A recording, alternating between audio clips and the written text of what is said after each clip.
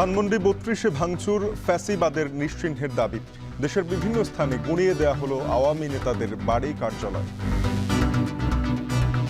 যতক্ষণ পর্যন্ত না এই বাড়ি ভাঙবে না আমরা থাকবো এবং এটা ভেঙে আমরা এখান থেকে যাব। পৃথিবীর ইতিহাসে এমন লৌহ মানব এবং স্বৈরশাসক আর দেখা যায়নি। শেখ হাসিনা যতটা ধৃষ্টতা দেখাইছে, সম্ভবত কি পরিণত হতে পারে দেশের বিরুদ্ধে কাজ করলে সেখান থেকে শিক্ষা নেওয়া দরকার। জুলাই গণহত্যার বিচার দাবিতে শাহবাগে শহীদ পরিবারের সদস্যরা, সড়ক অবরোধে যান চলাচল বন্ধ। হাতে গোনা গোলাপি রঙের বাস দিয়ে শুরু হলো মহানগরীর সমন্বিত পরিবহন সেবা। বসেনি কাউন্টার, ভাড়া বেশি নেওয়ার অভিযোগ। রাষ্ট্রীয় বিমান সংস্থাকে দুভাগ করার প্রস্তাবকে অযৌক্তিক বললেন প্রতিষ্ঠানটির চেয়ারম্যান। গ্রাউন্ড হ্যান্ডেলিং এর উন্নতির দাবি।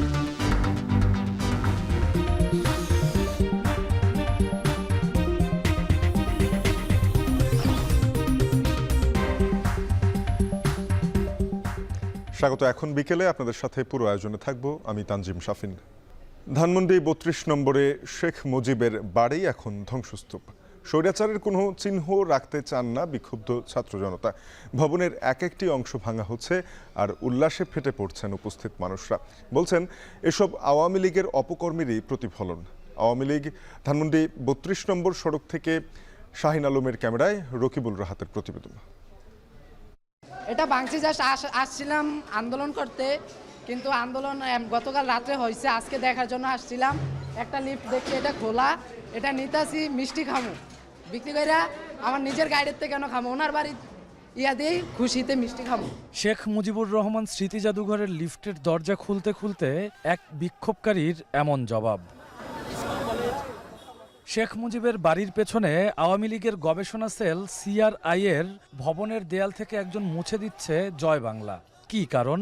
জয় বাংলা স্লোগান আর বাংলাদেশে থাকবে না, এমনকি স্বৈরাচারী শেখ হাসিনা আর এই বাংলাদেশে আসতে পারবে না। জয় বাংলা স্লোগান যেহেতু আর কখনো না দেওয়া হয়, যে জয় বাংলাতে কোনো বাংলাদেশের মানুষের সৌন্দর্য নাই, শান্তি নাই, সে জয় বাংলার আমাদের দরকার নাই।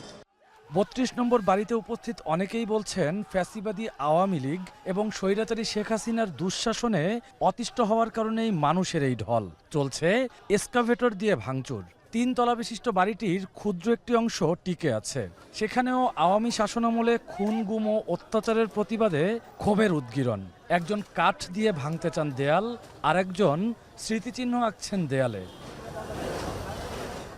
ভবনের ভেতর থেকে বই, স্টিল, লোহা, টিন ও কাঠসহ বিভিন্ন জিনিস ভেঙে নিয়ে যাচ্ছেন অনেকে। কেউ খুলে নিয়ে যাচ্ছেন একটি ইট, কেউ বা এই বাড়ির নারকেল গাছের ডাব। বিক্ষুব্ধরা বলছেন এসবই স্বৈরাচারী শাসনের বিরুদ্ধে কঠোর বার্তা। ফেসিবাদের সাথে যদি জড়িত থাকে ভবিষ্যতে তাদের পরিণতি, যেমন ফেরাউনের আস্তানা ভেঙে সেখানে পাবলিক টয়লেট বানানো হয়েছে, এখানেও আমরা চাচ্ছি যে এখানেও পাবলিক টয়লেট বানানো হবে। সকল স্বৈরশাসককে আপনার শিক্ষা নেওয়া উচিত যে তাদের কর্মকাণ্ডের জন্য যেন ভবিষ্যতে আর এরকম পরিণতির তার পরবর্তী প্রজন্মের জন্য শিক্ষা না হয়। সারা রাত এই কার্যক্রম চালিয়েছে এবং যতক্ষণ পর্যন্ত না এই বাড়ি ভাঙবে না আমরা থাকবো এবং এটা ভেঙে আমরা এখান থেকে যাব। না ভাঙে, এটা যদি ভিতরে এইভাবে সুন্দর করে জাদুঘর বা যাই বলুক এভাবে ধরে রাখি, তাহলে এটাকে আমরা ফ্যাসিবাদকে ধরে রাখার একটা সিম্বল হবে। আমাদের অনুধাবন করা দরকার এবং সম্ভাব্য কি পরিণত হতে পারে দেশের বিরুদ্ধে কাজ করলে সেখান থেকে শিক্ষা নেওয়া দরকার। যারা আমাদের পরবর্তী রাজনীতিতে কাজ করবে, দেশ নিয়ে কাজ করবে, তাদের শিক্ষা নেওয়া দরকার। বিশ্বের অন্য দেশেও ঘটছে, বাংলাদেশেও বর্তমানে ঘটতেছে, আরও ঘটবে। আসলে বাঙালি কোনো জাতিই চায় না তার স্বৈরশাসকের কোনো চিহ্ন রাখতে। যেহেতু চিহ্ন রাখতে চায় না, বাঙালি জাতীয় শেখ হাসিনার মতন স্বৈরশাসকের কোনো চিহ্ন এই বাংলার মাটিতে রাখতে চায় না। ছাত্র জনতার দাবি ফ্যাসিবাদের শেষ চিহ্নটুকু ধুলোয় মিশিয়ে দেওয়ার আগ পর্যন্ত ধানমন্ডি ৩২ ছাড়বেন না তারা। এ সময় স্লোগানে স্লোগানে সবাইকে শুভেচ্ছা জানান বিক্ষুব্ধ ছাত্র জনতা। রকিবুল রাহাত, এখন, ঢাকা। ধানমন্ডি ৩২ নম্বরের সবশেষ পরিস্থিতি জানাতে সেখান থেকে আমাদের সঙ্গে যুক্ত হয়েছেন সহকর্মী সাজিদ আরাফাত। সাজিদ, জানাবেন একটু আগে প্রতিবেদনে দেখছিলাম যারা বিক্ষুব্ধ ছাত্র জনতা বলছিলেন ৩২ নম্বরের বাড়িটি পুরোপুরি মাটিতে মিশিয়ে দেওয়ার আগ পর্যন্ত সেখান থেকে তারা সরে যাবেন না। তো এখন কি পরিস্থিতি দেখছেন? এখনো কি বাড়ির কোনো অংশ অবশিষ্ট আছে কিনা? কি পরিস্থিতি সবশেষ? আলাদাভাবে ট্রিট করে ভিসা দিয়ে শাফিন, যে বিষয়টি বলছিলেন যে ছাত্র জনতার যে আন্দোলন কিংবা তাদের যে ক্ষোভের জায়গা থেকে এই যে স্বৈরাচারের নিদর্শন হিসেবে ৩২ নম্বরের বাড়িটি গতকাল থেকেই ভাঙচুর শুরু হয়েছে, আর সেটি প্রায় বেশিরভাগ অংশই কিন্তু এরই মধ্যে ভেঙে ফেলা হয়েছে এবং যে বাকি যে অংশটি রয়েছে পেছনের অংশটি আমি যদি একটু দেখাতে চাই, সেই অংশটিও কিন্তু তারা যে এটি ভাঙার কাজ চলছে। এখন আমরা দেখছি এখনো কিন্তু রড খোলা হচ্ছে বা হাতুড়ি শাবল দিয়ে কিন্তু সেখানে এই ভাঙার কার্যক্রম সেটি চলছে। সকালে আমরা দেখেছি সকাল থেকে শুরু হয়েছে, কিছুক্ষণ বিরতি ছিল, সেই বিরতির পর থেকে আবারও কিন্তু শুরু হয়েছে। তবে এই মুহূর্তে অসংখ্য ছাত্র জনতা প্রতিবাদী মানুষ আমরা দেখছি এই ৩২ নম্বরের এই চত্বরে এসে জড়ো হয়েছেন, তারা স্লোগান দিচ্ছেন, প্রতিবাদী স্লোগান দিচ্ছেন। তারা যেটি বলছেন যে স্বৈরাচারের নিদর্শন হিসেবে থাকা এই ৩২ নম্বরের বাড়িটি নিদর্শন হিসেবে তারা এটি যেন না থাকে সেই স্লোগানই তারা দিচ্ছেন। এবং আমরা দেখছি অনেক মানুষ এখানে এসেছেন। গতকাল রাত থেকে আমরা দেখছিলাম বিভিন্ন ধরনের হাতুড়ি শাবল থেকে শুরু করে অনেকেই বুলডোজার থেকে শুরু করে ক্রেন এনে কিন্তু এই পুরো বিল্ডিংটি, পুরো 3 তলার যে ভবনটি সেটি কিন্তু ভাঙার কাজ শুরু হয়। সেই কাজ কিন্তু গত রাতে আমরা দেখেছি মধ্যরাত পর্যন্ত চলমান ছিল এবং সকালেও আমরা দেখছিলাম গণমাধ্যমের বিভিন্ন সংবাদে আমরা দেখানোর চেষ্টা করেছি সকালেও কিন্তু সেই ভাঙচুরের ঘটনা বা এই যে ভেঙে ফেলার যে কার্যক্রম সেটি কিন্তু চলছিল এবং অনেক মানুষকে আমরা দেখেছি, তাদের সাথে কথা বলার চেষ্টা করেছি। তারা যেটি বলছিলেন তাদের যে ক্ষোভের জায়গা বা এই যে স্বৈরাচারের 15-16 বছরের যে স্বৈরাচারী শাসন, সেই শাসনের যে পতন 5 আগস্টের পরেই আবারও শেখ হাসিনা, সাবেক প্রধানমন্ত্রী যিনি আওয়ামী লীগের নেত্রী, তিনি কিন্তু অনলাইনে বিভিন্ন ধরনের বক্তব্য রাখছিলেন। গতকালকেও তিনি অনলাইনে একটি ভাষণ দিয়েছেন এবং সেটিতে যে তার 15 বছরের শাসনামলের যে কার্যক্রম সেগুলোর জন্য তিনি ক্ষমা চাননি এখন পর্যন্ত জাতির কাছে। সেই জিনিসগুলোই কিন্তু ক্ষোভের বহিঃপ্রকাশ আমরা দেখছি যে কেন তিনি এখনো এই দেশের মানুষের দিকে এই যে তার যে কথা বলার যে বিষয়গুলো সেগুলো কেন এখনো আসছে। তিনি এই যে 2000 মানুষের রক্তের মধ্য দিয়ে বাংলাদেশে যে জুলাই গণঅভ্যুত্থান হলো বা 5 আগস্টের পরবর্তী সময়ে যে নতুন করে বাংলাদেশ জেগে উঠলো, এই এত সব রক্তের দাগ পাড়া দিয়ে রক্তের উপর দিয়ে মানুষের যে শহীদ 2000 মানুষ এবং অন্যান্য প্রায় 10 থেকে 20,000 মানুষের যে আহত হওয়া, সবকিছু মিলিয়ে মানুষের যে একটি ক্ষোভ আওয়ামী লীগের প্রতি বা শেখ হাসিনার প্রতি, সেই ক্ষোভের বহিঃপ্রকাশ আমরা দেখতে পাচ্ছি এবং তারই অংশ হিসেবে এই স্বৈরাচারী সরকার এখনো কেন, সাবেক যে স্বৈরাচারের শাসক তিনি এখনো যে তৎপরতা চালিয়ে যাচ্ছেন দেশের প্রতি, দেশের মানুষের উপর, ক্ষমা না চেয়ে বরং এখনো ঔদ্ধত্যপূর্ণ বক্তব্য রাখছেন, এই যে অনলাইন অ্যাক্টিভিজম করছেন তিনি এখনো, তারই প্রতিবাদে কিন্তু আবারও জেগে উঠেছে এই ছাত্র জনতা এবং তারই বহিঃপ্রকাশ আমরা দেখতে পাচ্ছি। গতকাল আনুষ্ঠানিকভাবে ঘোষণা দিয়ে মার্চ টু 32 নম্বর এমন ঘোষণাও কিন্তু আমরা দেখেছি। সবকিছু মিলিয়ে এই যে 32 নম্বরের যে নিদর্শন কিংবা এখানকার যে নিদর্শন, স্বৈরাচারের নিদর্শন বলছে, স্বৈরাচারের স্তম্ভ বলছে, সেই জায়গাটি তারা কিন্তু ভেঙে ফেলা বা এই নিদর্শনটি না রাখার যে তাদের যে প্রত্যাশা, সেই প্রত্যাশার জায়গা থেকে কিন্তু সেটিকে একেবারে নিশ্চিহ্ন করে দেওয়া বা ধূলিসাৎ করে দেওয়ার যে কার্যক্রম সেটি এখনো চলছে। শুধু এই 32 নম্বর না, আমরা দেখেছি যে সুধা সদনের বাড়িতেও কিন্তু গতকাল ভাঙচুর করা হয়েছে, আগুন দেওয়া হয়েছে। তো এই যে কার্যক্রম, এখানে প্রতিবাদী মানুষ রয়েছেন, তারা প্রতিবাদ জানাচ্ছেন, স্লোগান দিচ্ছেন এবং এই স্বৈরাচার যেন আর কখনোই ফিরে আসতে না পারে এমন বক্তব্যই কিন্তু তারা দিচ্ছেন এবং তারা যেটি বলছেন যে এই স্বৈরাচারী নিদর্শন হিসেবে এই ধরনের যে এখান থেকে যে অপশাসন বা অপতৎপরতা চালানো হয়েছে সেটি যেন বাংলাদেশের মানুষের উপরে আর কখনোই চাপিয়ে না আসে বা চাপিয়ে দেওয়ার এই প্রক্রিয়া যাতে আর কোনোভাবেই সেটি আর করা না হয় বা করতে না পারা হয়, সেই প্রচেষ্টাই কিন্তু তারা করছেন। তারই প্রতিবাদ হিসেবে এই কার্যক্রম চলছে এই পর্যন্ত এখনো। এই ছিল আমার কাছে ধানমন্ডি 32 নম্বর থেকে সবশেষ। সহকর্মী সাজিদা রাফাত যুক্ত হয়েছিলেন ধানমন্ডি 32 থেকে। এদিকে শেখ হাসিনার বক্তব্যের জেরে সারা দেশে আওয়ামী লীগ নেতাদের বাড়ি ঘরে ভাঙচুর চলছে। ভোলায় তোফায়েল আহমেদ ও রাজশাহীতে শাহরিয়ার আলমের বাড়িতে নতুন করে আগুন জ্বালিয়ে দিয়েছেন বিক্ষুব্ধরা। বরিশাল, খুলনা ও রাজশাহী সহ দেশের বিভিন্ন জায়গায় ভাঙচুর করা ভবন ও স্থাপনার সামনে ভিড় করেছেন উৎসুক জনতা। প্রতিনিধিদের পাঠানো তথ্য ও ছবিতে বিস্তারিত থাকছে শামীমা রহমান শাম্মীর প্রতিবেদনে। শেখ হাসিনার বক্তব্যের জেরে বুধবার রাতভর দেশের বিভিন্ন জায়গায় ভাঙচুরের পর বৃহস্পতিবার ফের উত্তাল দেশের বিভিন্ন জেলা। এদিন সকাল থেকেই নোয়াখালীতে তৈরি হয় অস্থিরতা। কোম্পানিগঞ্জে আওয়ামী লীগের সাধারণ সম্পাদক ওবায়দুল কাদেরের বাড়িতে শুরু হয় ভাঙচুর, পরে আগুন জ্বালিয়ে দেওয়া হয়। স্থানীয়রা জানায় এর আগে আগস্টের 5 তারিখ ওবায়দুল কাদেরের এই বাড়িতে ভাঙচুর ও অগ্নিসংযোগ চালায় বিক্ষুব্ধরা। পরে বাড়িটি সংস্কার করে পরিবারের সদস্যরা। ওবায়দুল কাদেরের নেতৃত্বে পুরো বাংলাদেশে তাণ্ডব চালানো হয়েছে, সাধারণ মানুষদের ঘরবাড়ি ভাঙা হয়েছে। ফ্যাসিবাদের যে মানুষের যে একটা ক্ষোভ, এই ক্ষোভটা আজকে আমরা প্রকাশ করতেছি। বুধবার রাতে ভাঙচুর ও আগুন দেওয়ার পর বৃহস্পতিবার সকালেও আরেক দফায় আগুন দেয়া হয় আওয়ামী লীগের প্রেসিডিয়াম সদস্য তোফায়েল আহমেদের ভোলার বাড়িতে। আবারও জ্বলতে থাকে কুটিরের আসবাবপত্র। সকাল থেকে ধ্বংসস্তূপ দেখতে ভিড় করেন উৎসুক জনতা, যে যার মতো নিয়ে যেতে শুরু করেন মালামাল। স্থানীয়রা বলছেন 5 আগস্টের পর থেকে এই বাড়িতে আসেননি পরিবারের কেউই। যে যেমনি পাত্তায় মানে লুটপাট করে নিয়ে যেতেছে, টেবিল এটা বক্কসক মানে সরঞ্জাম যা আছে। তলায় গিয়ে দেখলাম যে এখানে আসলো আগুন ধরতেছে। এখন পর্যন্ত ওখানে যাওয়ার মতো কোনো পরিবেশ নাই আগুনের তাপে। যতটুকু দেখতে পাচ্ছি যে এখন পর্যন্ত উপর থেকে নিচ তালা পর্যন্ত পুরোটাই ধ্বংসস্তূপ এবং এখনো উপরে আগুন জ্বলছে। ভাঙচুর হয়েছে আওয়ামী লীগের প্রেসিডিয়াম সদস্য ও সাবেক শিল্পমন্ত্রী আমির হোসেন আমু এবং সাবেক চিফ হুইপ ও শেখ হাসিনার ফুফাতো ভাই আবুল হাসানাত আবদুল্লাহ এবং বরিশাল সিটি কর্পোরেশনের সাবেক মেয়র সাদেক আবদুল্লাহর বাসভবনে। বুধবার রাতে বুলডোজার দিয়ে ভেঙে গুড়িয়ে দেয়া হয় ভবনের অবশিষ্ট অংশ। এটা দেখিয়া ভালো লাগতে আছে, যাতে এরা দেশে এভাবে অন্যায় আস্তানা গড়িয়া যদি মানুষের বিরুদ্ধে জুলুম না করতে পারে কোনোদিন। আমির বাড়ি ভাঙচুর হয়েছে সেটা শুনে আমরা আসছি দেখতে। যেহেতু তার বউ নাই, বাচ্চা নাই, সে ক্ষমতার অপব্যবহার করছে, সে বাড়ি করছে আলিশান বাড়ি, কোথায় পাইছে? তার নিজস্ব কোনো ব্যবসা আছে? ব্যবসা নাই। প্রোগ্রাম করিয়া আসছে, পুলিশে বাধা দিয়েছে, আর্মিতে বাধা দিয়েছে, শুনে নাই।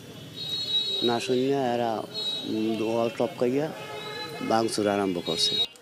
খুলনার শেরেবাংলা রোডের শেখ বাড়ি নামে পরিচিত বাড়িটিতে গেল 4 ও 5 আগস্ট বেশ কয়েকবার ভাঙচুর করে বিক্ষুব্ধরা। পরে গতকাল রাতে বুলডোজার দিয়ে গুড়িয়ে দেয়া হয় গোটা অবকাঠামো। সকাল থেকে সেখানে পড়ে থাকা রড ও ইট নিয়ে যেতে শুরু করেন অনেকেই। আমরা এই বিগত আমলে আমরা মানে অনেক নির্যাতনের শিকার হয়েছি, তার অবসান আজকে ঘটেছে, যার প্রতিফল আজকের সেই প্রতিশ্রুতিতে আজকের এই অবস্থান। অত্যাচার নিপীড়ন করেছে আমাদের উপরে এই 16 বছরে এই স্বৈরাচারী শেখ হাসিনা। বিগত 17 বছরে খুলনার রাজনীতি এই স্থান থেকে নির্ধারণ করা হয়েছে, অপকর্ম করা হয়েছে। তারা অনেক অর্থশালী ক্ষমতাশালীই ছিল, কিন্তু আজকে তাদের বাড়ি দেখেন কি অবস্থায় পড়ে রয়েছে। এইটা আমাদের আগামী যারা নির্বাচনে রাজনৈতিক ব্যক্তিরা আছে বাংলাদেশে, যারা ক্ষমতা আসতে চায় বা দল করতে চায়, তাদের জন্য বড় শিক্ষণীয় জিনিস এটা। এছাড়া বৃহস্পতিবার বেলা 12টার পর রাজশাহীর বাঘা উপজেলার আর্নিতে সাবেক পররাষ্ট্র প্রতিমন্ত্রী শাহরিয়ার আলমের বাড়িতেও আগুন দেয় বিক্ষুব্ধ জনতা। এতে 4তলা ভবনের সব পুড়ে ছাই হয়ে যায়। তারপর আমরা জানতে পারলাম এখানে প্রায় 100 মোটরসাইকেল এসে প্রায় 300 জন লোক এসে আগুন দিচ্ছে। কে বা কার আমরা জানি না। নরসিংদীতে আদালত প্রাঙ্গণে শেখ মুজিবুর রহমানের মুরাল ও সাবেক শিল্পমন্ত্রী নুরুল মজিদ মাহমুদ হুমায়ুনের মুরালও ভাঙচুর করা হয়। এছাড়া কক্সবাজারের বিভিন্ন স্থানে শেখ মুজিবুর রহমান ও শেখ হাসিনার পোড়ামাটির তৈরি টেরাকোটা ভাস্কর্য ভেঙে দেয় বিক্ষুব্ধরা। শামীমা রহমান শাম্মী, এখন। ভারতে বসে শেখ হাসিনার বক্তব্য ছাত্র জনতা ভালোভাবে নেয়নি বলেই ধানমন্ডি 32-এর ঘটনা ঘটেছে বলে মনে করছেন পররাষ্ট্র উপদেষ্টা তৌহিদ হোসেন। ফরেন সার্ভিস একাডেমিতে এক অনুষ্ঠানে তিনি আরও বলেন, ভারতকে লিখিতভাবে জানানো হয়েছে দেশটিতে বসে শেখ হাসিনা যেন বাংলাদেশের বিরুদ্ধে কথা না বলেন। তার সাম্প্রতিক বক্তব্যগুলি ছিল অত্যন্ত বেশি আক্রমণাত্মক, যে কারণে হয়তো এই ইয়াং জেনারেশনের সেন্টিমেন্টেশন শক্ত খুব বেশিভাবে লেগেছে। আমরা ভারতকে আমরা অনুরোধ করে যাচ্ছি যে তাকে যেন এই ধরনের বক্তব্য দেওয়া থেকে যেন তাকে বিরত রাখার চেষ্টা করা হয়। আমরা দেখব যে কি ঘটে এবং কতটুকু তারা পদক্ষেপ নেয়, সেই অনুযায়ী আমাদেরকে পরবর্তী পদক্ষেপ নিতে হবে। ধানমন্ডি 32 নম্বরের ঘটনা কারা করেছে এই তথ্য বিএনপির কাছে নেই। সরকারে কারা জড়িত ছিল সেটাও তাদের জানা নেই, এমন মন্তব্য করেছেন বিএনপির স্থায়ী কমিটির সদস্য হাফিজ উদ্দিন আহমেদ। সকালে জাতীয় প্রেস ক্লাবে এক আলোচনা সভায় তিনি আরও বলেন, অনেকেই গণতন্ত্রকে ধ্বংস করার জন্য এই বিশৃঙ্খলা সৃষ্টি করতে পারে। এ সময় তিনি বলেন, ভালো করে তথ্য নিয়ে দলীয় ফোরামে আলোচনার পরে দল থেকে বক্তব্য দেবেন দলের শীর্ষ নেতারা। তবে 32-এর ঘটনায় ভারত জড়িত থাকতে পারে বলেও সন্দেহ প্রকাশ করেছেন তিনি। গতকালকে যে ঘটনা ঘটেছে সেটি এখনো চলমান, সেটি এখনো শেষ হয়নি। এটি কারা করেছে এই তথ্য আমাদের কাছে নেই। এতে সরকারের কি ভূমিকা ছিল সেই তথ্য আমাদের কাছে নাই। আগামী দিনে গণতন্ত্রের পথে বাধা হয়ে দাঁড়াতে পারে, এই জন্য কেউ কেউ হয়তো বিশৃঙ্খলা সৃষ্টি করার চেষ্টা করতে পারেন, এবং বিশেষ করে এর মধ্যে প্রতিবেশী রাষ্ট্রের কোনো হস্তক্ষেপ আছে কিনা সেটিও আমরা জানার চেষ্টা করব। জুলাই অভ্যুত্থানের সংগঠিত হত্যাকাণ্ডে অভিযুক্ত আওয়ামী লীগের বিচার দাবিতে শাহবাগ অবরোধ করেছে শহীদ পরিবারের সদস্যরা। তাদের অভিযোগ, গণহত্যার 6 মাস পার হলেও অভিযুক্তদের বিচারের আওতায় আনা হয়নি। ফ্যাসিবাদের দোসররা সরকারে জায়গা নেয়ায় বিচারে বিলম্ব হচ্ছে বলেও মনে করেন তারা। বিস্তারিত থাকছে জাওয়াদ মাহমুদের প্রতিবেদনে। যাদের রক্তের উপর দাঁড়িয়ে জুলাই বিপ্লব হয়েছে, সেই শহীদ পরিবারের সদস্যরা জুলাই আগস্টে ঘটা আওয়ামী লীগের গণহত্যার বিচারের দাবিতে জড়ো হয়েছে শাহবাগ মোড়ে। রক্তক্ষয়ী বিপ্লবের 6 মাস পার হলেও কেন এখনও দফায় দফায় বিচারের দাবিতে রাস্তায় নামতে হচ্ছে স্বজন হারানোই পরিবারগুলোকে, এমন প্রশ্ন ছিল তাদের কাছে। আমার ছেলে শহীদ হয়েছে আজকে দিকে তো 7 মাস, 20 জুলাই মারা গেছে। এই পর্যন্ত একজন খুনি এই পেছনে হাসিনা দোষরদেরকে অ্যারেস্ট করা হয় নাই। আজকে আমাদের রাজপথে আসার কথা ছিল না ভাই, কেন আমরা রাজপথে আসবো? আওয়ামী লীগের বিচারের দাবিতে এখানে যারা দাঁড়িয়েছেন, জীবন দিয়ে হলেও দলটির রাজনীতিতে ফিরতে না দেওয়ার প্রত্যয় ব্যক্ত করেন তারা। এখনো কেন বিচার হচ্ছে না? আমার ছেলে শহীদ হয়েছে, আরো শত শত মায়ের ছেলে শহীদ হয়েছে। আমি আমার ছেলে হত্যার বিচার চাই, আমি এই সরকারের কাছে আর কোনো কিচ্ছু চাই না। জুলাইয়ের রক্তের দাগ এখনও বয়ে বেড়াচ্ছে এই পরিবারগুলো। শুধু বিচারের দাবিই নয়, কেউ কেউ পরিবারের উপার্জনক্ষম মানুষটিকে হারিয়ে বরণ করেছেন অসহায়ত্ব, চান যথাযথ পুনর্বাসন। এই রক্তক্ষয়ী সংঘর্ষের পরে আজকে 6 মাস ওভার হয়ে যাওয়ার পরে আমরা যখন রাজপথে এসেছি, আমাদের এটা লজ্জা। প্রথম তো নিরাপত্তা এবং আসামি ধরা, তারপরে না বিচার। আপনি নিরাপত্তা দিচ্ছেন না, আসামিও ধরছেন না, বিচার কার করবেন? আওয়ামী লীগ ও শেখ হাসিনার বিচার নিশ্চিত না হওয়া পর্যন্ত এবং সকল ধরনের ফ্যাসিবাদী শক্তি রুখে দিতে রাজপথে সজাগ থাকার কথা জানায় পরিবারগুলো। জাওয়াদ মাহমুদ, এখন, ঢাকা। শাহবাগে শহীদ পরিবারের অবস্থান নিয়ে আরও জানাতে যুক্ত হয়েছেন সহকর্মী সিফাত শাহরিয়ার। সিফাত, জানাবেন যে শহীদ পরিবারের সদস্যরা কি বলছেন, এত মাস পেরিয়ে যাওয়ার পরেও কেন তাদের বিচারের দাবিতে পথ আটকে সেখানে থাকতে হচ্ছে, এবং জনভোগান্তির বিষয়েও তো তৈরি হচ্ছে, সব মিলিয়ে কি পরিস্থিতি? পরিস্থিতি বলা যায় স্থিতিশীল। এখন পর্যন্ত তারা যে দাবি দাবাগুলো এখানে বলছে, কয়েক ঘন্টা পার হয়ে গেল, এখন পর্যন্ত সরকারের পক্ষ থেকে তাদের কাছে কোনো সেরকম কোনো বার্তা আসেনি, যার কারণে তারা এখনও এখানে অবস্থান নিয়েছে। এবং যার কারণে এই শাহবাগের চারপাশে, অর্থাৎ আপনি যদি ইন্টারকন্টিনেন্টালের কথা চিন্তা করেন কিংবা মৎস্য ভবনের দিকের রাস্তার কথা চিন্তা করেন, সায়েন্স ল্যাব এবং ঢাকা বিশ্ববিদ্যালয় এলাকায় চারপাশে, যেহেতু এটি চৌরাস্তা, চারপাশের যে যান চলাচল সেটি কিন্তু বন্ধ হয়ে আছে। দেখছেন পায়ে হেঁটে মানুষ গাড়ি থেকে নেমে পায়ে হেঁটে যাচ্ছেন। চারপাশে শহীদ পরিবারের যারা সদস্য রয়েছে তারা বসে পড়েছেন এবং যেই লং মার্চের তারা ডাক দিচ্ছেন। এবং আজকের এই যে মানববন্ধন বৈষম্য বিরোধী ছাত্র আন্দোলনে যে শহীদ পরিবারগুলো রয়েছে, যাদের সন্তান হারিয়েছে কিংবা প্রিয়জন হারিয়েছে, সেসব মানুষরা তার প্রিয়জনের যে ছবি, সেই ছবি নিয়ে এসে এখানে রাস্তায় বসেছেন। এবং দেখতে পাচ্ছেন যে এই যে কর্মসূচি, সেই কর্মসূচি কিন্তু কয়েক ঘন্টা ধরেই চলমান এবং চারপাশে রাস্তা বন্ধ থাকার কারণেই পায়ে হেঁটে শুধু চলাচল করা যাচ্ছে। এবং জরুরি যে সেবার জন্য অ্যাম্বুলেন্স কিংবা অন্য কোনো রাষ্ট্রীয় জরুরি সেবার আর যে গাড়িগুলো রয়েছে সেগুলোই শুধু চলতে পারছে। এবং এখানে যারা শহীদ পরিবারের যারা সদস্য আছে তারা যেটি বলছে যে 6 মাস পর্যন্ত তারা অপেক্ষা করছে, বিশেষ করে আওয়ামী লীগ ছাত্রলীগ যারা এই গণহত্যার সাথে সরাসরি জড়িত বলে বিভিন্ন প্রতিবেদন প্রকাশ পেয়েছে, তাদের দ্রুত বিচার করার জন্য তারা এখানে দাবি জানাচ্ছে। এবং তারা যেটি বলছে, সরকার এ বিষয়ে কোনো কার্যকরী পদক্ষেপ সেভাবে তারা তাদের দাবি নিচ্ছে না এবং গড়িমসির যে বিষয়টি সেটি তারা দেখছেন। এখানে পুলিশ সদস্যরা রয়েছেন যাতে কোনো বিশৃঙ্খলা সৃষ্টি না হয়। এখানে অনেক বেশি শহীদ পরিবার এসেছে তা কিন্তু না, তবে চারপাশে যেহেতু এই ব্যারিকেড দিয়ে শহীদ পরিবারের সদস্যরা অবস্থান নিয়েছে, তাতে করে সায়েন্স ল্যাব, বাংলা মোটর থেকে আসা কিংবা মৎস্য ভবন থেকে আসা যে গাড়িগুলো সেগুলো আটকে থাকার কারণে চারপাশে আসলে যানজটের সৃষ্টি হয়েছে।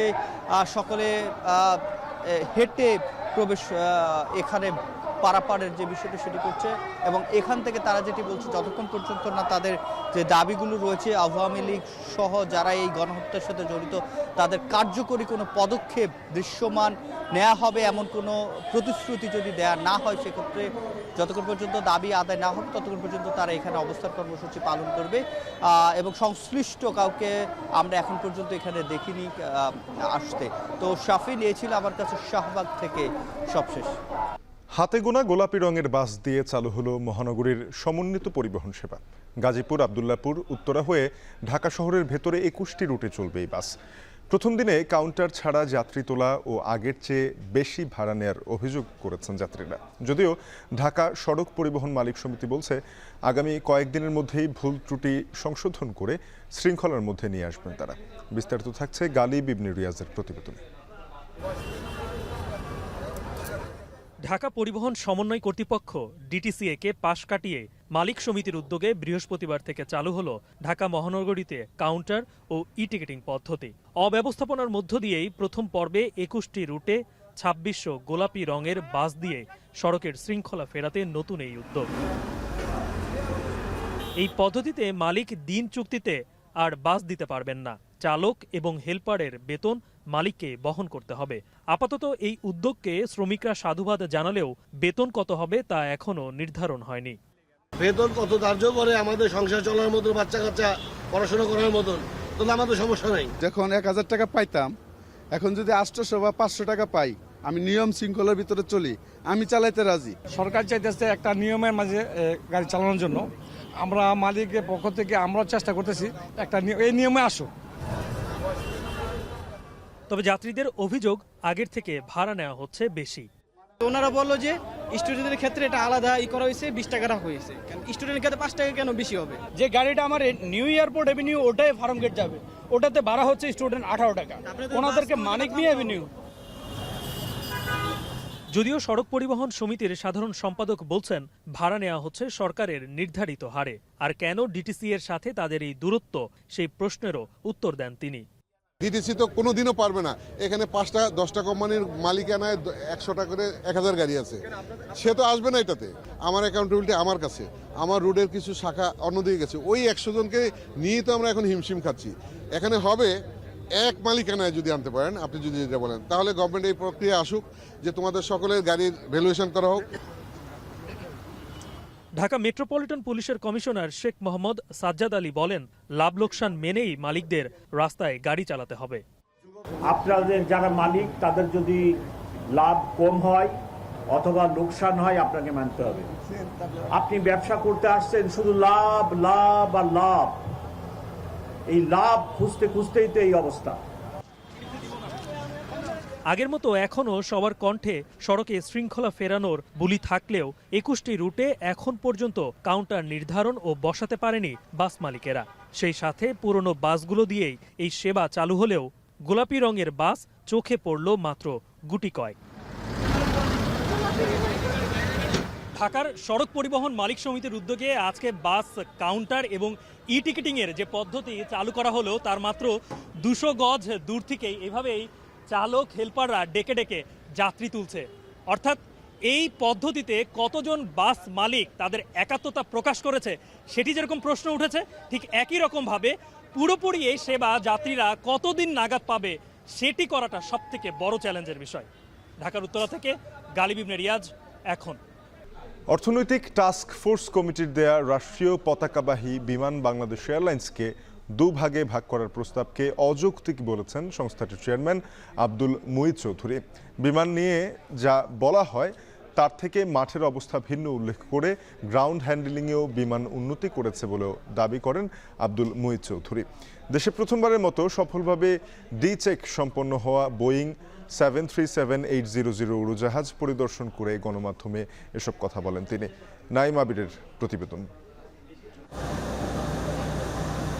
রাষ্ট্রীয় পতাকাবাহী বিমান বাংলাদেশ এয়ারলাইন্স নিজস্ব হ্যাঙ্গারে উড়োজাহাজের ছোটখাটো মেরামত ও রক্ষণাবেক্ষণ করত অনেক আগে থেকেই। ধীরে ধীরে সক্ষমতা বাড়িয়ে উড়োজাহাজের এ চেক এবং সি চেক করা শুরু করে। তবে এবার প্রথমবারের মতো ডি চেক সম্পূর্ণ করেছে বিমান। বোয়িং 737-800 মডেলের একটি উড়োজাহাজের ৬০০টি টাস্ক ও ১১টি মডিফিকেশন নিজস্ব হ্যাঙ্গারে নিজস্ব জনবল দিয়ে সম্পূর্ণ করেছে তারা। তাতে কমপক্ষে ১৮ কোটি টাকা সাশ্রয় হয়েছে এয়ারলাইন্সটির। বৃহস্পতিবার দুপুরে প্রথমবারের মতো ডি চেক সম্পন্ন করা ফ্লাইটটি ঘুরে দেখেন বিমানের চেয়ারম্যান ও ব্যবস্থাপনা পরিচালক। এরপর মুখোমুখি হন গণমাধ্যমে। চেয়ারম্যান বলেন, এখন থেকে শুধু নিজস্ব উড়োজাহাজ নয়, অন্য এয়ারলাইন্সের ডি চেকও করবে বিমান। তাতে রাজস্ব আয়ের খাত বাড়বে আরেকটি। দেশের বাইরের থেকেও এয়ারক্রাফট আসে যদি আমরা অবশ্যই সেটা করতে পারবো। সেটা কি তাদেরকে জানানো হবে স্যার যে আপনারা আমরা আমরা অবশ্যই জানাবো না কেন? এটা কি আমরা লুকোচুরির কিছু নাকি? আমরা তো এটা এই জন্যই তো আজকের অনুষ্ঠান করা। সবাই বিমানের আরেকটা রেভিনিউ আর্নিং সোর্স মনে করছেন? হ্যাঁ, অবশ্যই। এ সময় বিমানকে দুভাগ করা নিয়ে সংস্কার কমিটির প্রস্তাবের সঙ্গে চেয়ারম্যান একমত কিনা জানতে চাওয়া হয়। সংস্কার কমিটির প্রস্তাবকে অযৌক্তিক উল্লেখ করে বিমানের চেয়ারম্যান বলেন, বিমান নিয়ে যা বলা হয় তার থেকে মাঠের অবস্থা ভিন্ন। গ্রাউন্ড হ্যান্ডলিংয়ে উন্নতি করছে বিমান, দাবি চেয়ারম্যানের। আমি তো মনে করি যে এটার যৌক্তিকতা নাই। প্রথম কথা হলো বিমানে কোনো অসুবিধা নাই, বিমানের রেভিনিউ বাড়ছে। গত মাসে আমরা 970 কোটি টাকা গ্রস রেভিনিউ আর্ন করেছি, হাইয়েস্ট এভার বিমানের। এর আগে কোনোদিন হয় নাই। বিমান বাংলাদেশ এয়ারলাইন্সের অত্যাধুনিক এই বোয়িং 737-800 উড়োজাহাজটি সবশেষ 2017 সালে ইন্দোনেশিয়ায় ডি চেক করা হয়েছিল। আর তার 8 বছর পরে বাংলাদেশেই বিমানের কারিগরি টিম দ্বারা প্রথমবারের মতো ডি চেক সম্পূর্ণ করা হলো, যাতে খরচ হয়েছে মাত্র 5 থেকে 6 কোটি টাকা। অথচ এর আগে যখন একটি এয়ারক্রাফটকে ডি চেকের জন্য বাইরে পাঠানো হতো, সেখানে খরচ হতো প্রায় কমপক্ষে 25 কোটি টাকা। বিমানের চেয়ারম্যান বলছেন, পরবর্তীতে বিমানের পাশাপাশি বিদেশি এয়ারলাইন্সগুলোকেও আমন্ত্রণ জানানো হবে বিমানের কারিগরি টিম দ্বারা এই ডি চেক সম্পন্ন করবার জন্য। তাতে রাজস্ব বাড়বে বিমানের। নাইম আবির, এখন হযরত শাহজালাল আন্তর্জাতিক বিমানবন্দর, ঢাকা। 6 মাসে চট্টগ্রাম বন্দরে প্রচুর বিদেশি বিনিয়োগ প্রস্তাব আসছে বলে জানিয়েছেন নৌ পরিবহন উপদেষ্টা সাখাওয়াত হোসেন। আগস্টের মধ্যেই বে টার্মিনালে স্রোতরোধী প্রাচীর নির্মাণ ও চ্যানেল খননে $650 মিলিয়ন বিনিয়োগে বিশ্ব ব্যাংকের সাথে সমঝোতা হবে। এছাড়া পানগাঁও কন্টেইনার টার্মিনাল অপারেশন ও বিনিয়োগে শীর্ষ শিপিং জায়ান্ট আগ্রহ প্রকাশ করেছে। বিস্তারিত জানাচ্ছেন হাজিরা শিউলি। দেশের আমদানি রফতানি বাণিজ্যের প্রবেশদ্বার হিসেবে চট্টগ্রাম বন্দরকে ঘিরে ব্যাপক আগ্রহ বিদেশি বিনিয়োগকারীদের। নতুন টার্মিনাল নির্মাণের পাশাপাশি পুরনো ও আয়বর্ধক টার্মিনাল পরিচালনায় বিশ্বের শীর্ষস্থানীয় টার্মিনাল অপারেটরদেরকে দেওয়ার নীতিগত সিদ্ধান্ত হয় আগেই। তবে এ নিয়ে রয়েছে ভিন্ন মত ও শ্রমিক অসন্তোষ। বৃহস্পতিবার সকালে চট্টগ্রাম বন্দরের বিভিন্ন স্থাপনা ও কাস্টমস হাউজের অকশন শেড পরিদর্শনে এলে জাতীয়তাবাদী শ্রমিক দলের তোপের মুখে পড়েন নৌপরিবহন উপদেষ্টা। তার গাড়ি আটকে বিক্ষোভ করে শ্রমিক দলের কর্মীরা। এ সময় হাসিনার করা সব চুক্তি বাতিল এবং এনসিটি ও সিসিটি বিদেশি অপারেটরকে দেওয়ার সিদ্ধান্ত বাতিলের দাবি জানানো হয়। যদিও দেশের ও শ্রমিকদের স্বার্থবিরোধী কিছুই হবে না এমন আশ্বাসে পথ ছাড়েন তারা। এরপর কাস্টমস হাউজের নিলামগোলা, বন্দরের নতুন কারশেড ও সার্ভিস জেটি পরিদর্শন শেষে ব্রিফিংয়ে নৌপরিবহন উপদেষ্টা বলেন, উন্মুক্ত দরপত্র আহ্বান কঠিন হওয়ায় আপাতত সরাসরি ক্রয় পদ্ধতিতে এনসিটিতে বর্তমান অপারেটরের মেয়াদ বাড়ানো হয়েছে আরও 6 মাস। আগস্টে বে টার্মিনালে স্রোতরোধী প্রাচীর নির্মাণ ও চ্যানেল খননে বিশ্বব্যাংকের সাথে $650 মিলিয়ন বিনিয়োগে চুক্তি হবে। ওয়ার্ল্ড ব্যাংক 650 মিলিয়নের ইনভেস্টমেন্ট আছে এখানে, বিশেষ করে চ্যানেল তৈরি করা এবং ব্রেকওয়াটার।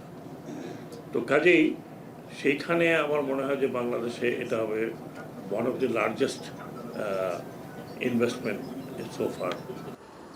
2030 সালে মাতারবাড়ি গভীর সমুদ্র বন্দর কাজ শুরু করবে জানিয়ে বলেন, পতেঙ্গার লালদিয়াচরে কন্টেনার টার্মিনাল নির্মাণের পাশাপাশি পানগাঁও ইনল্যান্ড কন্টেনার টার্মিনাল অপারেশনে বিনিয়োগ করতে চায় ডেনমার্কের মার্কস লাইন।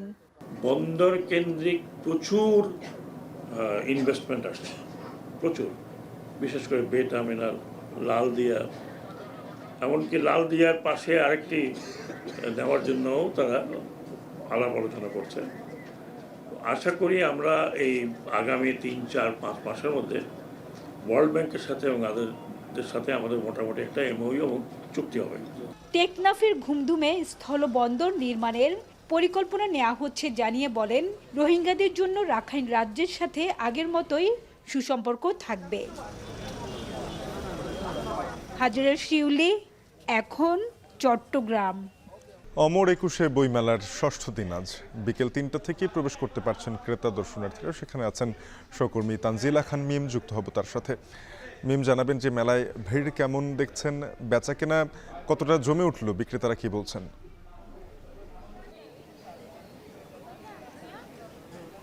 শাফিন, পরন্ত বিকেলবেলা সূর্যের আলোয় আলোকিত হয়ে আছে পুরো বইমেলা প্রাঙ্গণ। বাংলা একাডেমিতে দর্শনার্থী কিংবা পাঠকের সংখ্যা কিছুটা কম রয়েছে। এই বর্ধিত সোহরাওয়ার্দী উদ্যানে সেই সংখ্যাটা অনেকটাই বেশি। 3টা নাগাদ মেলার দ্বার উন্মুক্ত হওয়ার পরপরই যেভাবে আসলে পাঠক আসা শুরু করেন, বিশেষ করে এখন এই সময়টাতে যারা আসেন তারা দর্শনার্থীর থেকে পাঠকই বলা চলে বেশি, কারণ এই সময়টাতে একটু ভিড়ভাট্টা এড়িয়ে দেখে শুনে বইটা কেনা যায়, সেই জায়গা থেকে তারা এই সময়টা বেছে নেন। তবে মেলা করানোর সাথে সাথে কিন্তু মানুষের সংখ্যাটাও বাড়তে থাকে। তার মধ্যে অনেকেই আসেন যারা মেলাটা একটু ঘুরে দেখতে চান এবং এখনও হয়তো বই কিনবেন বলে মনস্থির করছেন না। দেখে প্রচুর ভালো লেগে কিংবা প্রিয় লেখকের যদি নতুন কোনো বই হাতের সামনে পাওয়া যায় অথবা পুরনো কোনো বই, যে বইটি আগে কখনো পড়া হয়নি, সেই বইটি যদি পাওয়া যায় তখন হয়তো কিনবেন বলে তারা আসেন। কিন্তু তার বাইরে গিয়ে এই যে আপনি বলছিলেন ষষ্ঠ দিন আজ, দেখতে দেখতে কিন্তু 6টি দিন পেরিয়ে যাচ্ছে। আগামীকাল ছুটির দিন, হয়তো মেলা তখন আরও ভালোভাবে জমে উঠবে বলে প্রত্যাশা করছেন স্টলে থাকা বিক্রয় কর্মীরা যারা রয়েছেন, প্রকাশকরা রয়েছেন। কারণ আমরা সবসময় বলে থাকি যে আসলে মেলা শুরু হতে বা মেলা জমতে কিন্তু প্রায় সপ্তাহখানেকের মতো সময় চলে যায়। যারা একদম পড়ুয়া পাঠক, যারা সবসময় বই পড়েন, শুধুমাত্র বইমেলা কেন্দ্রিক না, অথবা অনেকে তো থাকেন যে পুরো বইমেলা থেকে সারা বছরের বইটাই কিনে নিয়ে যান যেন সারা বছর তিনি সেই বইগুলো ধীরে ধীরে পড়তে পারেন। তো সেরকম যারা পাঠক তারা অনেকটাই সপ্তাহখানেক পর থেকে আসা শুরু করে।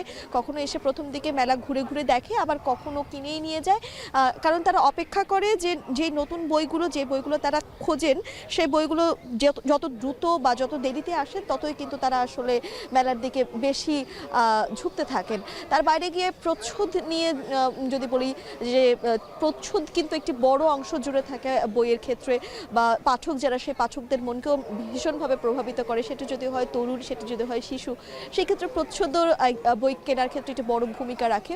এবং এই যে বলছিলাম পাঠক দর্শনার্থীদের সংখ্যা, সেই সংখ্যাগুলো দিন বাড়ার সাথে সাথে সেই সংখ্যাটাও বাড়বে এবং বই বিক্রিটাও বাড়বে বলে প্রকাশক, লেখক এবং যারা স্টলের বিক্রয় কর্মীরা রয়েছেন তারা প্রত্যাশা করছেন। সবকিছু মিলিয়ে এই ছিল এখন পর্যন্ত আমার কাছে অমর একুশে বইমেলা থেকে সর্বশেষ। শাফিন। ঢাকা চট্টগ্রাম বিভাগে সরকারি প্রাথমিক বিদ্যালয়ে সহকারী শিক্ষক পদে উত্তীর্ণ 6,531 জনের নিয়োগ বাতিল করে আদালতের রায়ের বিরুদ্ধে হাইকোর্টে বিক্ষোভ করছেন ভুক্তভোগীরা। বৃহস্পতিবার চূড়ান্ত তালিকা থেকে বাদ পড়া 30 জনের রিটের চূড়ান্ত আবেদনের শুনানি শেষে বিচারপতি ফাতেমা নজিব ও বিচারপতি শিকদার মাহমুদুর রাজির হাইকোর্ট বেঞ্চ এ রায় দেন। একই সাথে আদালতে মেধার ভিত্তিতে পুনরায় নিয়োগ দেওয়ার নির্দেশও দিয়েছেন। 2024-এর জুলাইয়ে সরকারি চাকরিতে কোটা পদ্ধতি বাতিল করে রায় দেন আপিল বিভাগ। এ রায়ের ফলে কোটার ভিত্তিতে নিয়োগ পাওয়া 6,531 জনের নিয়োগ অনিশ্চয়তার মধ্যে পড়ে, যা বাতিলে চূড়ান্ত সিদ্ধান্ত জানান উচ্চ আদালত। এদিকে এ রায়ের প্রতিবাদে নজিরবিহীনভাবে আদালতের সামনেই বিক্ষোভ করেন নিয়োগ বঞ্চিতরা।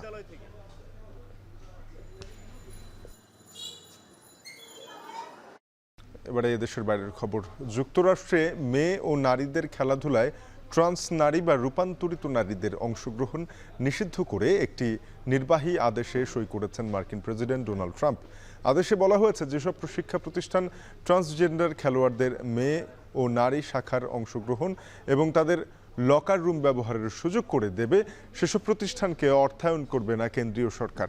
ট্রাম্প বলেন, এই আদেশ না মানলে শিক্ষা খাতে 1972 সালের লিঙ্গ বৈষম্য দূরীকরণ আইন লঙ্ঘন হবে। 2028 সালে লস এঞ্জেলসে অনুষ্ঠিত গ্রীষ্মকালীন অলিম্পিকে লিঙ্গভিত্তিক অংশগ্রহণ নিশ্চিত করবেন। এ বিষয়ে আন্তর্জাতিক অলিম্পিক কমিটিকে চাপ দেবেন বলেও জানান মার্কিন প্রেসিডেন্ট।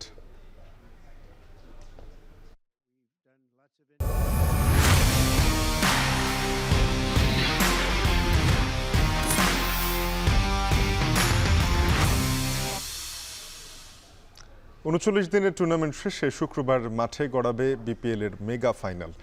মহামঞ্চে চিটাগং কিংসের প্রতিপক্ষ ফরচুন বরিশাল। হাই ভোল্টেজ এই ম্যাচকে ঘিরে দর্শকদের মাঝে উন্মাদনাটাও বেশি। অনেকের অভিযোগ, টিকিট কালোবাজারিতে নিমিষেই হাওয়া হচ্ছে নিম্নমূল্যের টিকিটগুলো। রেদওয়ান শাওনের প্রতিবেদন।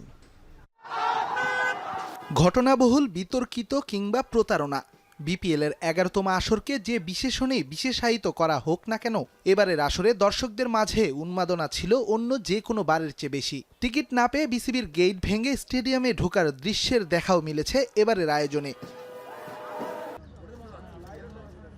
30 ডিসেম্বর শুরু হওয়া বিপিএল এ শুক্রবার মাঠে গড়াবে ফরচুন বরিশাল আর চিটাগাং কিংসের মেগা ফাইনাল।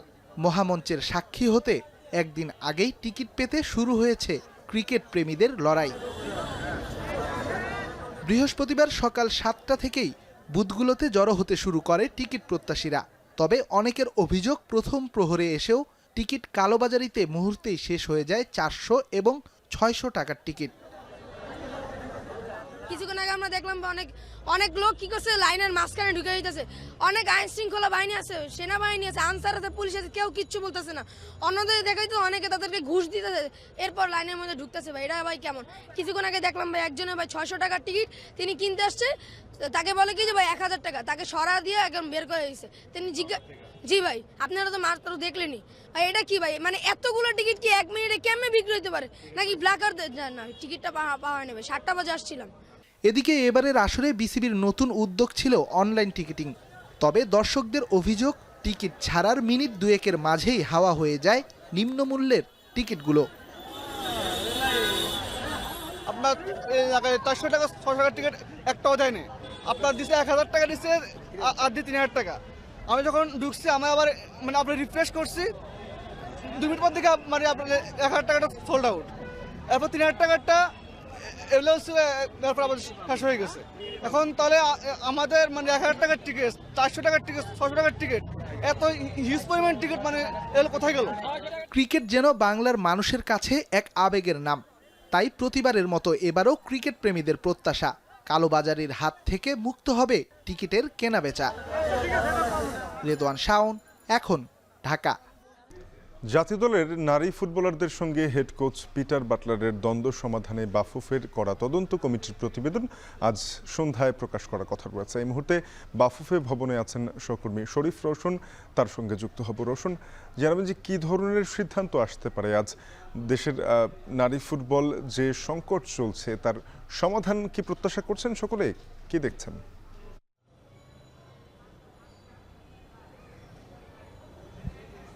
সাফিন, এখন বলতে গেলে একেবারে নীরব অবস্থা। যদি বলি যে বিশেষ কমিটি 7 সদস্যের, তারা এখন পর্যন্ত কেউই এখানে এসে বাফুফেতে উপস্থিত হননি। আমরা যতটুকু জানতে পেরেছি যে সন্ধ্যার পর তাদের বিশেষ কমিটির একটি মিটিং হবে। মিটিং শেষেই তারা আসলে তাবিদ আওয়ালের কাছে সেই প্রতিবেদনটি জমা দিবেন এবং তারপরে আসলে তারা মিডিয়ার সাথে কথা বলবেন। তবে আজ প্রতিবেদনে কি আছে বা সিদ্ধান্ত হবে কিনা নারী ফুটবলারদের বিদ্রোহ কোচ পিটার বাটলারের বিপক্ষে, আসলে সেটা এখনও নিশ্চিত করা যায়নি। তবে আজ সে প্রতিবেদনটি জমা দেবে। এবং আপনাকে আরও একটি বিষয় জানিয়ে রাখতে চাই যে তাবিদ আওয়াল কিন্তু প্রায় 3 সপ্তাহের বেশি রাজনৈতিক কারণে দেশের বাইরে ছিলেন এবং গতকাল রাতেই তিনি এসেছেন। তার সাথে আমাদের আসলে যোগাযোগ করার অনেকবার চেষ্টা করেছি, কিন্তু তিনি আসলে ফোনের উপাস থেকে কোনো উত্তর দেননি। তিনি যতটুকু সূত্র বরাদ দিয়ে জানা গেছে যে তারও আজকে আসার কথা, যেহেতু তাকে বাফুফের ফুটবলাররা তাকে একটি চিঠি দিয়েছিল যেদিন বিদ্রোহ করেছিল মিডিয়ার সামনে এসে নারী ফুটবলারদের 18 জন নারী ফুটবলারই। তবে বাফুফের যে সভাপতি, নতুন কমিটির সভাপতি, তিনি কিন্তু বাফুফের নারীদের সেই চিঠির জবাব দেননি। চিঠির জবাব দেওয়ার আগেই কিন্তু বিদ্রোহের ঘোষণা আসে পিটার বাটলারের বিপক্ষে। সেই কোচের বিরুদ্ধে যে নারী সদস্যদের একাংশ এরকম ঘোষণা দিয়েছে, সেইখানে কিন্তু সভাপতি তাবিদ আওয়াল বলেছিলেন নারীদেরকে ধৈর্য রাখার এবং তাদেরকে মাথায় রেখে আসলে একটা সিদ্ধান্তের বিষয় এসেছে। আমরা যতটুকু জানতে পেরেছি যে 2 পক্ষের সাথেই কিন্তু এখন একটা সমঝোতা করার চেষ্টা করছে বাফুফের এই বিশেষ কমিটির যে তদন্তে, আসলে আমরা যতটুকু জানতে পেরেছি। এবং গতকাল কিন্তু পিটার বাটলারও মিডিয়ার সাথে কথা বলেছেন। তিনিও কিন্তু কোচ নারী ফুটবলারদের পাল্টাপাল্টি উত্তর দিয়েছেন, পাল্টাপাল্টি বয়কটের কথা বলেছেন। যে 7 জন ফুটবলারকে আসলে মেনশন করে তিনি বলেছেন যে তারা থাকলে তিনি থাকবেন না। শাফিন, আপনাকে জানিয়ে রাখতে চাই 2023 সালে কিন্তু পিটার বাটলারকে আনা হয়েছিল বাফুফে এলিট একাডেমির জন্য। আসলে পরবর্তীতে সাফ চ্যাম্পিয়নশিপের 6 মাস আগেই তাকে জাতীয় দলে আনা হয়েছিল নারীদেরকে প্রশিক্ষণের জন্য, এবং তার হাত ধরেই কিন্তু দ্বিতীয়বারের মতো সাবিনা মাসুরারা সাফ জয়ী হয়েছিলেন। এবং এই পিটা বাটলারকে রাখা হবে কিনা আসলে সেই আমরা জানতে পারবো সন্ধ্যার পর বিশেষ কমিটির প্রতিবেদনটি জমা দেওয়ার পর। বাফুফে ভবন থেকে যুক্ত হয়েছিলেন সহকর্মী শরীফ রওশন।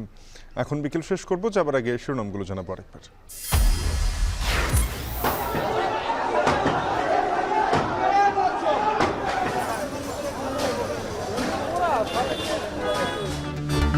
ধানমন্ডি ৩২ সহ দেশের বিভিন্ন স্থানে আওয়ামী নেতাদের স্থাপনা ভাঙচুর।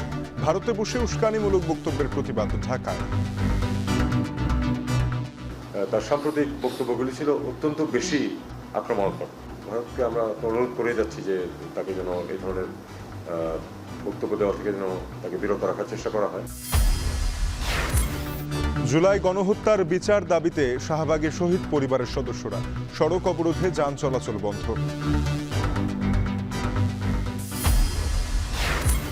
হাতে গোনা গোলাপি রঙের বাস দিয়ে শুরু হলো মহানগরের সমন্বিত পরিবহন সেবা। বসেনি কাউন্টার, ভাড়া বেশি নেওয়ার অভিযোগ। রাষ্ট্রীয় বিমান সংস্থাকে দুভাগ করার প্রস্তাবকে অযৌক্তিক বললেন প্রতিষ্ঠানটির চেয়ারম্যান। গ্রাউন্ড হ্যান্ডেলিংয়ে উন্নতির দাবি। শেষ করছে এখন বিকেল। এখন টেলিভিশনের ওয়েবসাইট দেখতে ভিজিট করুন www.ekhon.tv। যুক্ত থাকুন ফেসবুকে facebook.com/tv.ekhon এবং ইউটিউবে সরাসরি দেখতে ভিজিট করুন youtube.com/c/ekhon TV।